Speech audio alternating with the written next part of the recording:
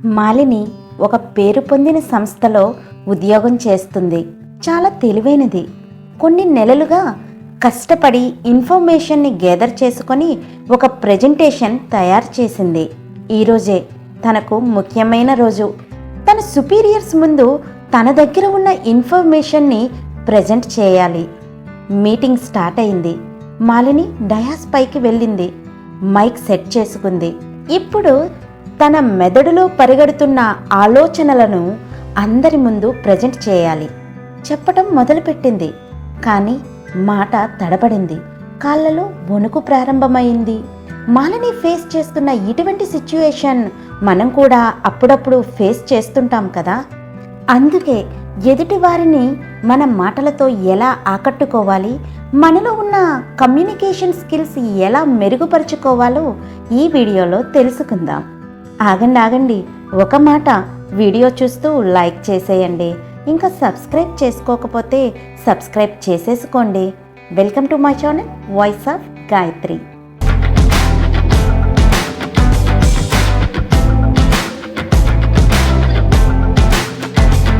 ఏం చదువుకున్నాం, ఏ ఉద్యోగం చేస్తున్నాం, ఏ రంగంలో ఉన్నాం అనే దాంతో సంబంధం లేకుండా ప్రతి ఒక్కరికి తప్పకుండా ఉండాల్సిన నైపుణ్యం కమ్యూనికేషన్.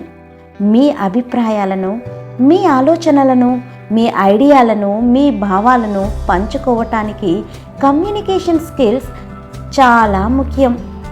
మీ మనసులో ఏదో ఉంది, ఏమనుకుంటున్నారో స్పష్టంగా సమర్థవంతంగా చెప్పగలగడం అనేది ఓ కళ. దానినే కమ్యూనికేషన్ స్కిల్స్ అంటారు. సూటిగా, స్పష్టంగా, అవసరమైనప్పుడు కళాత్మకంగా మన భావాలు, ఆలోచనలు, ఆదేశాలు అయినా చెప్పగలగాలి. వ్యాపారాలు నిర్వహించేవారు కస్టమర్లతో ప్రభావవంతంగా మాట్లాడటానికి, ఉద్యోగాల్లో ఉన్నవారు ఉన్నత ఉద్యోగులతో తమ పనితీరు గురించి ఎఫెక్టివ్గా చెప్పడానికి కమ్యూనికేషన్ స్కిల్స్ చాలా అవసరం. ఉద్యోగ వృత్తిలో కొంతమంది టీంను ముందుండి నడిపించే లీడర్కి ఉండాల్సింది కూడా ఇదే. అందుకే కమ్యూనికేషన్ స్కిల్స్కు అత్యంత ప్రాధాన్యత ఇస్తుంటారు. అయితే ఇటువంటి నైపుణ్యాన్ని సాధించడం కోసం మనమేం చేయాలో తెలుసుకుందాం. మొదటగా వినటం నేర్చుకోవాలి. మనం మాట్లాడాలి అంటే ముందుగా వినటం నేర్చుకోవాలి. అవును, వినటం కూడా నేర్చుకోవలసిన ఒక అంశం. ఎదుటివారు చెప్పేది శ్రద్ధగా వింటేనే వాళ్ళేం చెబుతున్నారో మనకు అర్థమవుతుంది. అప్పుడే కదా దానికి సరైన సమాధానం మనం చెప్పగలుగుతాం. ఎదుటివారు చెప్పిందే సరిగా వినకపోతే అందుకు రిలేటివ్గా మనం ఏం మాట్లాడగలం? ఆ మాటలతో ఎదుటివారిని మనం ఎలా ఆకర్షించుకోగలం చెప్పండి. అందుకే ఎదుటివారు చెప్పింది ముందు పూర్తిగా వినాలి. అప్పుడే అందుకు తగ్గట్టుగా మనం మాట్లాడగలుగుతాం. అలాగే అవసరమైన ప్రశ్నలు అడగగలం. అందుకే వినటం చాలా ముఖ్యం. మాట్లాడుతున్నప్పుడు మీరిచ్చే సందేశం సులభంగా అర్థమయ్యేలా ఉండాలి. సరళమైన భాషను వాడాలి. మన మాటలతో ఎదుటివారిని ఎలా ఇంప్రెస్ చేయాలో ఇప్పుడు తెలుసుకుందాం. ఎప్పుడైనా మనం ఎదుటివారిని ఇంప్రెస్ చేయాలి, వాళ్ళని ఒప్పించాలి. ఇవి మంచి కమ్యూనికేషన్ వల్లే సాధ్యమవుతాయి. మన కమ్యూనికేషన్ స్కిల్స్ మెరుగుగా ఉంటే జీవితంలో మనం దేనినైనా సాధించగలం. మొదటిగా నేను మీకు చెప్పేది ఏమిటంటే తక్కువగా మాట్లాడండి, కానీ తెలివిగా మాట్లాడండి. ఎందుకంటే ఒక సక్సెస్ఫుల్ మ్యాన్ ఎప్పుడూ అలానే ఉంటారు. ఆ విధంగా ఉంటూనే ఇతరులని తమ మాటలతో ఆకట్టుకుంటారు. మీరే ఆలోచించండి. ఎక్కువగా అరుస్తూ, ఎక్కువ కోపంగా, ఎక్కువ మాట్లాడే వ్యక్తులతో ఎవరు పనిచేయాలని కోరుకోరు కదా. మాట్లాడాలని అసలే అనుకోరు. మాట్లాడేటప్పుడు ఎదుటి వారికి కూడా అవకాశం ఇస్తూ మనం తక్కువగా మాట్లాడుతూ మనం మాట్లాడే మాటలని ఎఫెక్టివ్గా మాట్లాడగలిగితే తప్పనిసరిగా ఇతరులని ఆకట్టుకోగలం. అలాంటప్పుడు మీరు మాట్లాడాలనుకుంటే అవతలి వారు సైలెంట్గా మీరు చెప్పేది వింటారు. ఎందుకంటే ఎదుటివారు మీ గురించి ఏమనుకుంటారో తెలుసా? ఈయన అనవసరంగా మాట్లాడరే, ఇప్పుడు మాట్లాడుతున్నారు అంటే ఏదో విలువైన విషయం గురించే మాట్లాడతారు అని మీ మాటలను శ్రద్ధగా వింటారు. ఇప్పుడు మీకు అర్థమైంది కదా, మనం ఎక్కువగా మాట్లాడుతూ ఉంటే అవతలి వారు మన మాటలకు రెస్పెక్ట్ ఇవ్వరు. అదే తక్కువగా తెలివిగా మాట్లాడగలిగితే మనం మన మాటలతో వారిని ఆకట్టుకోగలం. తక్కువగా మాట్లాడటం అనేది ఎలా అలవాటు చేసుకోవాలి అని మీరు అనుకోవచ్చు. ఎలా అంటే, మీరు మాట్లాడే ముందు ఒక్కసారి ఆలోచించండి. మీరు మాట్లాడే మాటలు సందర్భానికి తగ్గట్టుగా ఉన్నాయో లేదో అనుకుని తర్వాత మాట్లాడటం మొదలుపెట్టండి. మనం మాట్లాడేటప్పుడు మనం ఉపయోగించే పదాలు, మన స్వరం ఎంత స్పష్టంగా ఉంటుందో దానికి మన బాడీ లాంగ్వేజ్ కూడా తోడవ్వాలి. మాట్లాడుతున్నప్పుడు మాటలే కాదు, శరీర కదలికలు కూడా చాలా ముఖ్యం. అవి మాటలను మరింత ఎఫెక్టివ్గా మార్చుతాయి. ఎదుటివారితో మాట్లాడేటప్పుడు ఐ కాంటాక్ట్ తప్పనిసరి. వారి కళ్ళల్లోకి చూస్తూ మాట్లాడుతూ మన భావాలను వారికి అర్థమైనట్టుగా చెప్పాలి. ఇక్కడ మృదువైన స్వరాన్ని ఉపయోగించాలి.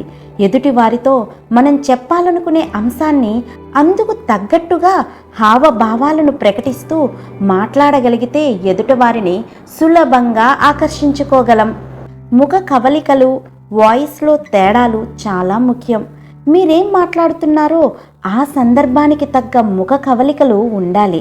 అలాగే వాయిస్లో తేడా చూపించాలి. ఎవరితో మాట్లాడుతున్నాం అనేది ఇక్కడ చాలా కీలకం. పెద్దవారితో మాట్లాడేటప్పుడు అందుకు తగిన పదాలను ఎంచుకోవాలి. మర్యాదపూర్వకంగా మాట్లాడాలి. అదేవిధంగా యుక్త వయసులో ఉన్నవారితో మాట్లాడేటప్పుడు ఏ మాటలతో వారిని ఆకర్షించగలమో అటువంటి పదాలను ఉపయోగించుకోవాలి. చిన్న పిల్లలతో మాట్లాడుతున్నప్పుడు వారి వయసుకు తగ్గట్టుగా మనం మాట్లాడగలగాలి. ఎవరితో మాట్లాడుతున్నామో వారికి తగ్గట్టుగా పదాల ఎంపిక ఉండాలి. ప్రపంచంలో ప్రతి ఒక్కరూ తమకు తామే ఎక్కువ ఇంపార్టెన్స్ ఇచ్చుకుంటారు. సహజమే కదా.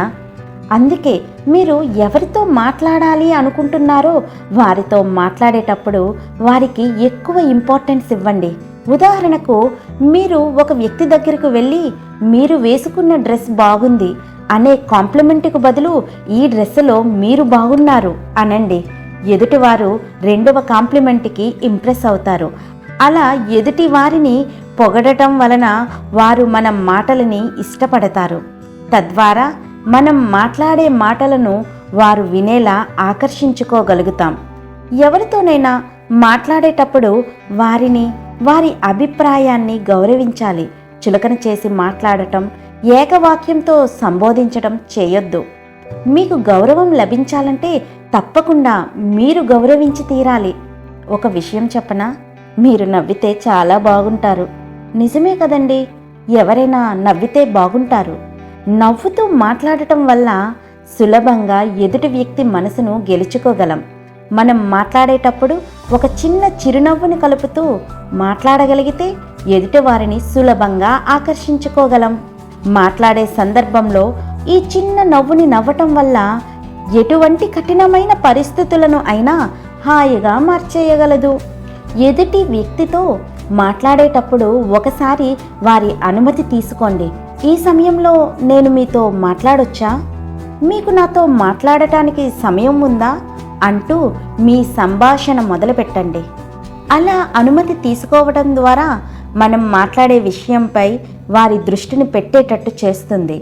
మీరు ఒక గుంపు ముందు నిలబడి మీ మాటల కోసం ఎదురు చూస్తున్న వారి కళ్ళు మీపైనే నిలిచి ఉన్న ఆ క్షణాన్ని ఊహించుకోండి. ఇది ఎవరి గుండెల్లోనైనా చెమటలు పట్టించే దృశ్యం. ఇటువంటి సమయంలో ప్రతి మనిషికి తమపై తమకు నమ్మకం ఉండటం చాలా అవసరం. నేను చేయగలను అనే ఆత్మవిశ్వాసం మీకు ఉండాలి. మీరు ఆ వేదిక పైన అడుగు పెట్టే ముందు ఆత్మవిశ్వాసంతో మాట్లాడాలి అని అనుకునేటప్పుడు 3 కీలకమైన అంశాలు పరిగణించాలి. మీ అంశం గురించి పూర్తి జ్ఞానాన్ని పొందడం, మీ ప్రేక్షకుల అవసరాలను అర్థం చేసుకోవటం మరియు ఒప్పించే సందేశాన్ని రూపొందించటం. ఎదుటివారితో మాట్లాడేటప్పుడు ఆత్మవిశ్వాసాన్ని కనబరచాలి. గంభీరంగా ఉండాలి. అలాంటి పదాలే వాడాలి. ఆత్మవిశ్వాసంతో మాట్లాడే భాష ఎదుటి వారిపై మంచి ప్రభావాన్ని చూపిస్తుంది. ఎంఫతి చూపించటం కూడా కమ్యూనికేషన్ స్కిల్స్లో ఒక భాగమే. మీ మనసులోని భావాలను మీ కమ్యూనికేషన్లో చెప్పగలగాలి. సానుభూతి చూపించేటప్పుడు మాటలతో పాటు చేతలతో కూడా మీ భావాలను వ్యక్తీకరించాలి. చివరగా నేను చెప్పేది ఏమిటంటే, practice makes a man perfect. ఎంత ఎక్కువగా కమ్యూనికేట్ చేస్తే అంత ఎక్కువగా మీరు మెరుగుపడతారు. కాబట్టి కమ్యూనికేషన్ స్కిల్స్ను ఎప్పటికప్పుడు మెరుగుపరుచుకుంటూ ఉండాలి. మీ కమ్యూనికేషన్ నైపుణ్యాలపై ఇతరులు ఇచ్చే అభిప్రాయాలను స్వీకరించగలగాలి. ఏ అంశంలో మెరుగుపడాలో గుర్తించి చెబితే దానిని మనస్ఫూర్తిగా స్వీకరించి మీ కమ్యూనికేషన్లో మార్పులు చేసుకోవాలి. మరి ఎందుకు ఆలస్యం?